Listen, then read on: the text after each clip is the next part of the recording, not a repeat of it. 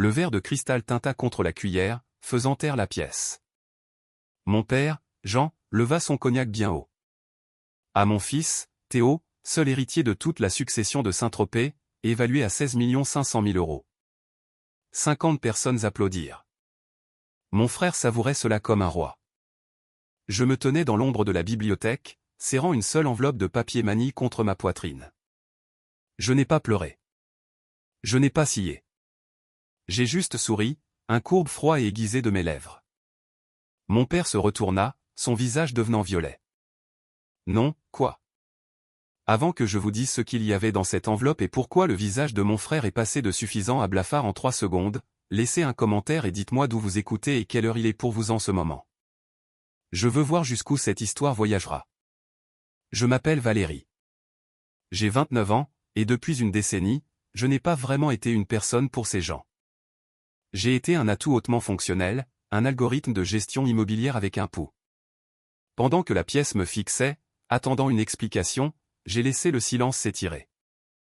Je voulais qu'ils ressentent le poids de celui-ci. Car avant de réduire leur royaume en cendres, j'avais besoin de me souvenir exactement qui l'avait bâti. Pendant 10 ans, j'ai géré le domaine de Saint-Tropez. Je ne l'ai pas seulement géré, j'y ai insufflé la vie. J'ai passé des semaines de 80 heures à me battre avec les membres du conseil municipal concernant les permis de construire pour la maison du bateau. J'ai négocié avec des entrepreneurs qui ont essayé de nous surfacturer de 40% parce qu'ils voyaient un nom de famille riche sur le chèque. J'étais celle qui se réveillait à 3 heures du matin lorsqu'une canalisation éclatait dans le pavillon des invités, debout jusqu'aux chevilles dans l'eau glacée pendant que mon père dormait paisiblement dans la maison principale. Et Théo, mon frère, a passé ces 10 années dans ce que mon père appelait des « voyages d'affaires ». Nous savions tout ce qu'ils étaient. C'étaient des beuveries à Cannes, des voyages de ski à Courchevel et des longs week-ends à Tulum pour se remettre du stress d'être l'héritier apparent. Ils ne pouvaient pas distinguer un contrat de location d'un menu de déjeuner. Pourtant, chaque fois qu'un projet se terminait à temps et en dessous du budget, grâce à moi, Jean lui tapait sur l'épaule et disait « Bon travail, mon fils. Tu construis un héritage. » Il pensait m'utiliser. Il pensait que j'étais la petite personne obéissante, désespérée d'un brin d'approbation. Mais il ne réalisait pas que pendant que je réparais leurs toilettes et équilibrais leurs livres, j'apprenais aussi où étaient enterrés les corps. J'apprenais les codes, les lois et les échappatoires. Ils m'ont rabaissé à l'époque, m'ont fait sentir insignifiante. Mais aujourd'hui, c'est moi qui tiens le marteau.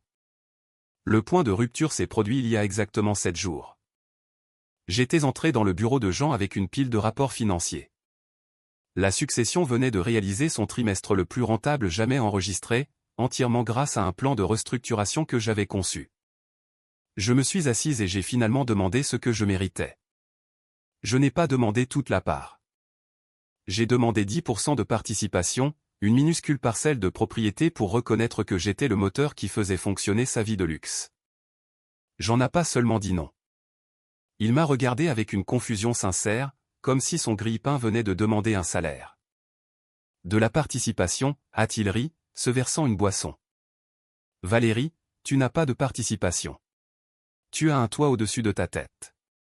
Je fais le travail.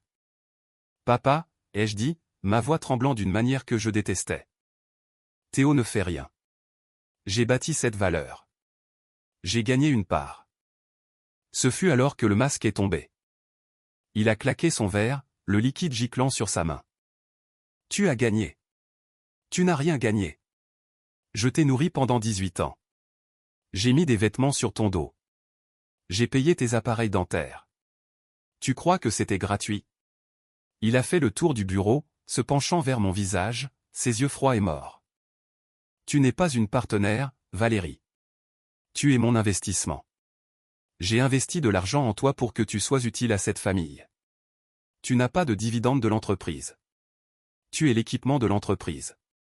Ne confonds pas ta fonction et ta valeur.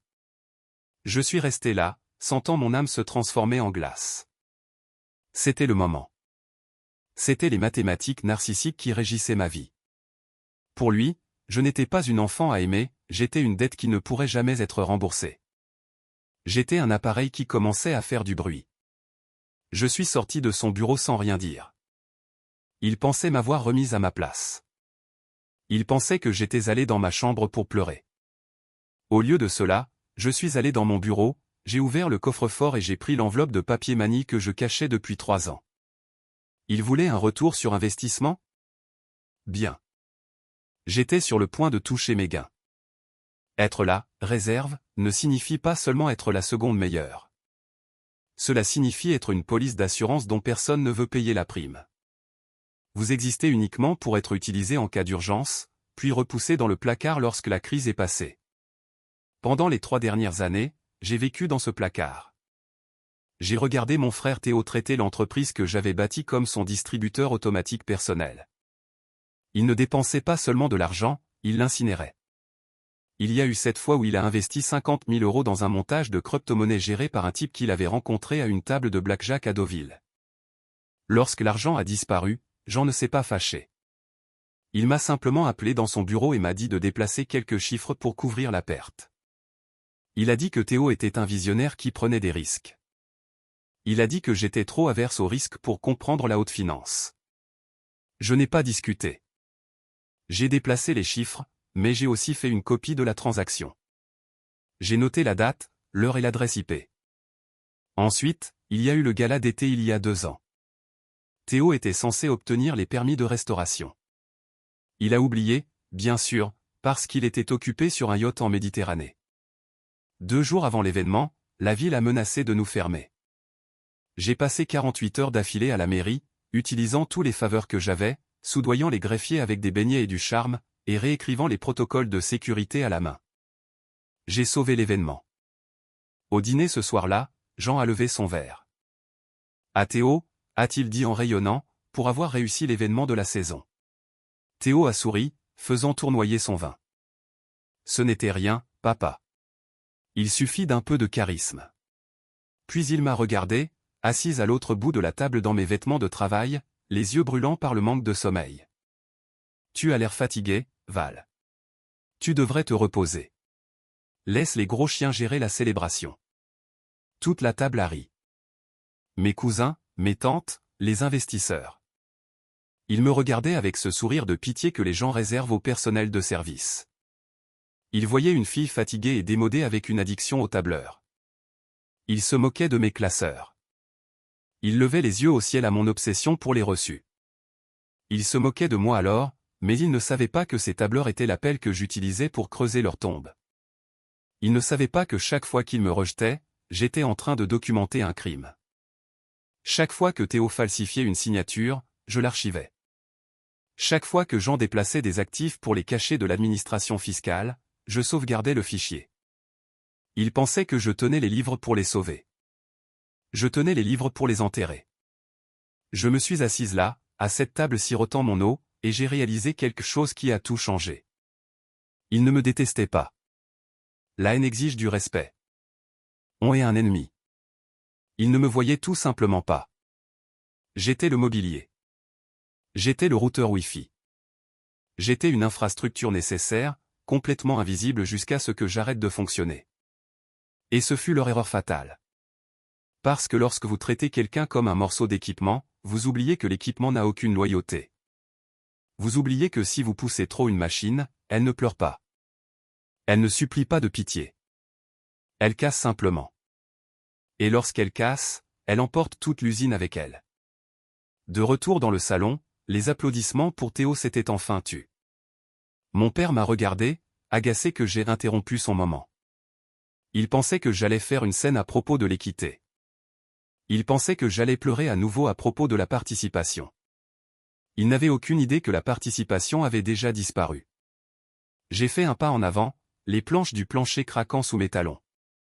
L'enveloppe de papier manie semblait lourde dans ma main, dense du poids de 3 années de silence. J'ai regardé Théo. Il souriait. Ce même penchant arrogant de la tête qu'il avait depuis notre enfance. Il pensait avoir gagné. Il pensait que la couronne était déjà sur sa tête. Il ne savait pas qu'elle était faite de papier, et il ne savait pas que je tenais l'allumette. Théo s'est détaché d'un groupe de mondains admiratifs et s'est avancé vers l'endroit où je me tenais. Il sentait le cognac de 18 ans et la confiance non méritée. Il s'est appuyé contre la bibliothèque, faisant tournoyer son verre, me regardant avec cette expression mi-ouverte et pleine de pitié qu'il réservait au personnel de service. N'aie pas l'air si aigri, Val, a-t-il dit, sa voix assez basse pour que les invités proches n'entendent pas le venin.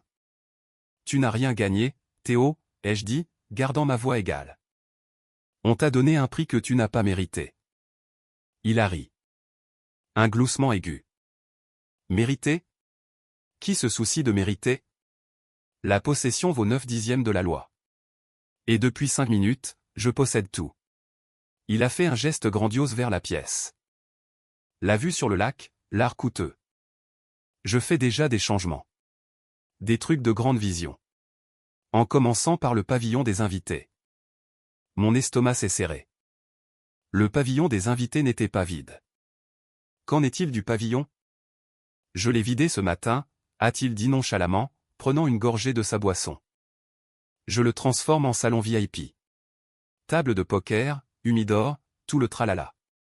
J'avais besoin de place pour la fête après ce soir. Vidé? Je l'ai regardé. Théo, Madame Mercier y habite. Madame Mercier était la meilleure amie de grand-mère Éléonore. Elle a 82 ans, elle est fragile et terrifiée par le changement. Grand-mère lui avait promis un logement à vie. J'étais celle qui s'assurait que son chauffage fonctionnait, qui lui apportait ses courses et qui veillait à ce qu'elle se sente en sécurité. Plus maintenant, a haussé les épaules Théo. Je lui ai dit de faire ses valises, j'ai envoyé 2 gars pour l'aider à déménager ses affaires au motel 6 au bord de l'autoroute. Elle pleurait, faisant une scène. Pathétique, vraiment. Mais on ne peut pas laisser la sentimentalité entraver l'optimisation des actifs. J'ai senti le sang quitter mon visage. Il n'a pas seulement expulsé une locataire, il a expulsé une femme mourante qui était pratiquement de la famille juste pour avoir un endroit pour fumer des cigares avec ses amis dégénérés. Il n'a même pas attendu que l'encre sèche. Il l'a fait ce matin avant même de posséder officiellement l'endroit.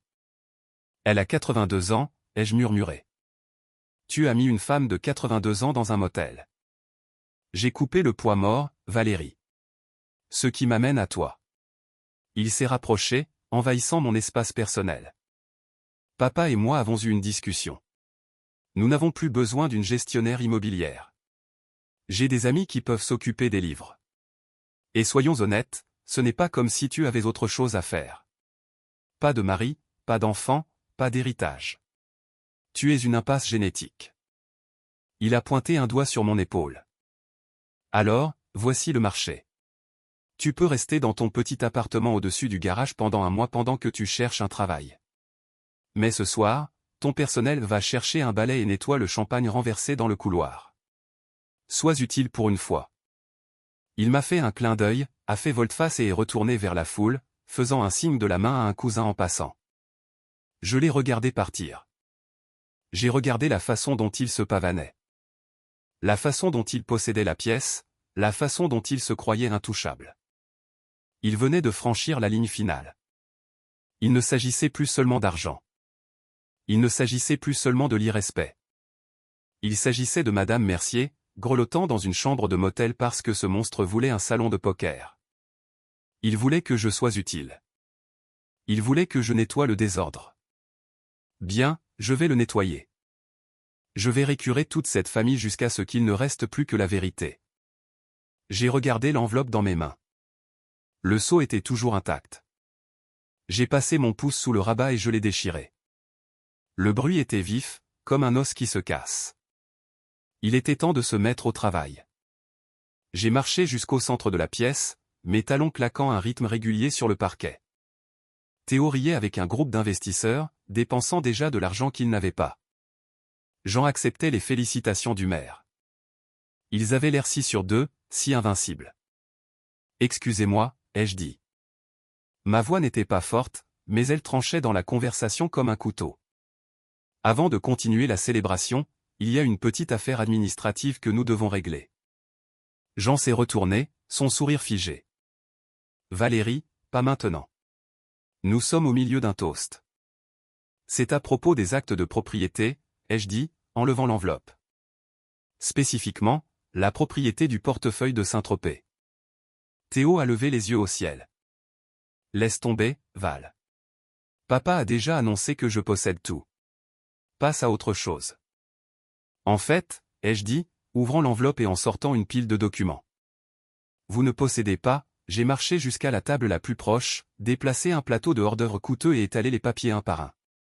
L'acte de propriété de la maison principale, l'acte de propriété du pavillon des invités, les actes de propriété des 3 propriétés locatives sur la rive nord. Ce sont les actes de propriété originaux, ai-je dit, ma voix calme, projetée au fond de la pièce. Enregistrés auprès du greffier du comté. Pas hier, pas la semaine dernière. Il y a 3 ans.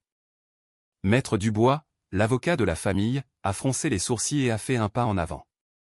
Il a pris le premier document, ajustant ses lunettes. Il a examiné le tampon d'enregistrement, la date, la signature. Son visage est devenu pâle. Il a regardé le suivant. Et le suivant. Jean, a dit Maître Dubois, sa voix tremblante. Ceux-ci sont réels. Ils ont été enregistrés il y a 3 ans. De quoi parlez-vous? Jean a arraché le papier des mains de Maître Dubois. C'est impossible. Ma mère m'a tout laissé. Grand-mère Éléonore ne vous faisait pas confiance, papa, ai-je dit. Elle savait que vous donneriez tout à Théo, et elle savait que Théo détruirait tout en un an. Alors, il y a 3 ans, sur son lit de mort, elle a transféré toute la succession dans une fiducie. Une fiducie gérée uniquement par moi. La pièce est devenue mortellement silencieuse. On pouvait entendre la glace fondre dans les seaux à champagne. Je suis la propriétaire depuis 3 ans, ai-je continué, regardant droit dans les yeux de Théo. Chaque contrat de location signé par moi. Chaque paiement d'entrepreneur autorisé par moi. Et le loyer? Le loyer n'allait pas sur le compte de la famille. Il allait sur un compte fantôme que j'avais créé pour rembourser les dettes que Théo accumulait en secret. J'ai sorti une autre feuille de papier. Un grand livre. Dette de jeu à Cannes. Le règlement de l'accident de voiture à Rennes. L'investissement dans ce montage de crypto-monnaie. J'ai tout payé. Je vous ai laissé jouer les riches pendant que je nettoyais vos désordres. Le visage de Théo était un masque de choc. Tu as volé mon argent. J'ai sauvé tes fesses, ai-je corrigé. Mais j'ai fini de les sauver. À compter de ce matin, j'ai dissous le compte fantôme. La vie facile est terminée. J'ai plongé une dernière fois dans l'enveloppe et j'en ai sorti une seule feuille de papier. J'ai marché vers Théo et je l'ai plaqué contre sa poitrine. Et ça, ai-je dit, est un avis d'expulsion. Pas pour Madame Mercier et pour toi. Jean bredouillait, son visage prenant une teinte violette dangereuse. Pourquoi, a-t-il crié, faisant écho à son exubérance antérieure.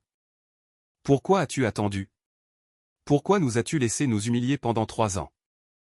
Je l'ai regardé, et pour la première fois de ma vie, je n'ai pas ressenti de peur.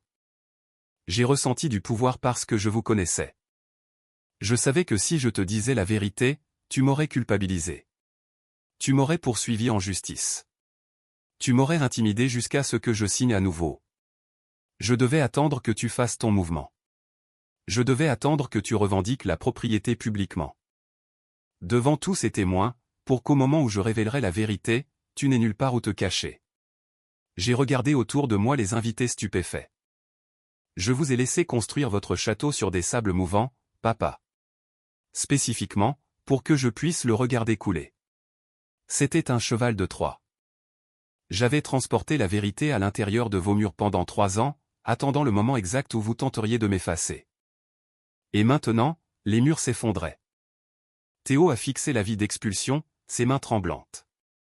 Puis un rire étrange et désespéré a jailli de sa gorge. Il a fouillé dans la poche de sa veste. Tu te crois si intelligent, a-t-il ricané, ses yeux sauvages. Mais tu as oublié une chose. Il a sorti un document plié. Grand-mère a signé une procuration. 2 jours avant sa mort. Elle me donne le contrôle de tous les actifs, biens immobiliers et fiducies. Cela annule ta petite fiducie. Cela annule tout. Il l'a brandi comme une arme. Je gagne. Pendant un instant, la pièce s'est figée.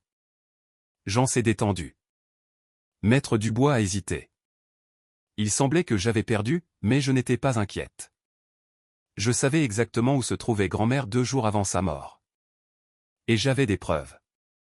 Théo a agité le document comme un trophée. Procuration, a-t-il ricané. durable, immédiate.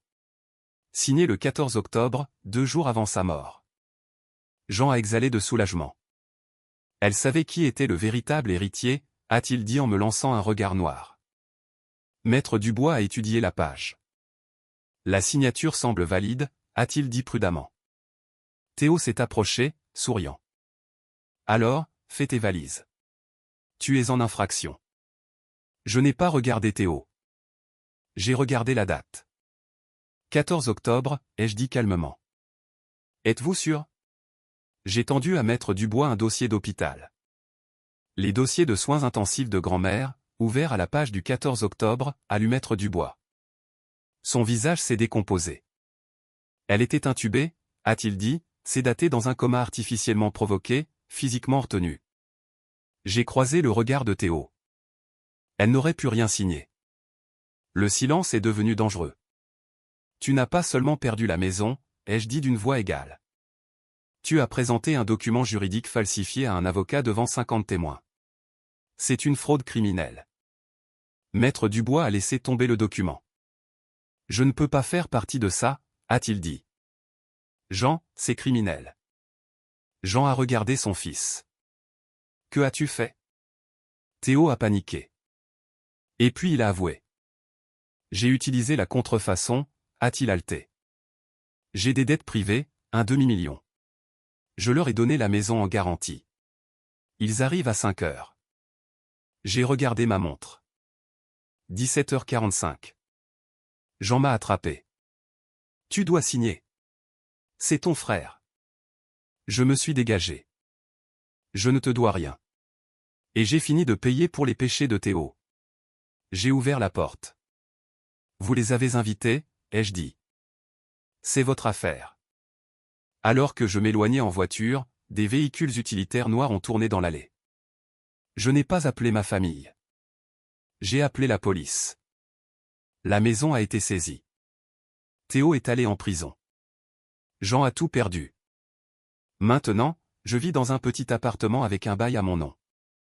Le cognac a le goût de la liberté. J'ai cessé d'essayer de sauver des gens prêts à me brûler pour se tenir au chaud. Si vous avez déjà dû choisir entre sauver votre famille et vous sauver vous-même, vous n'êtes pas seul.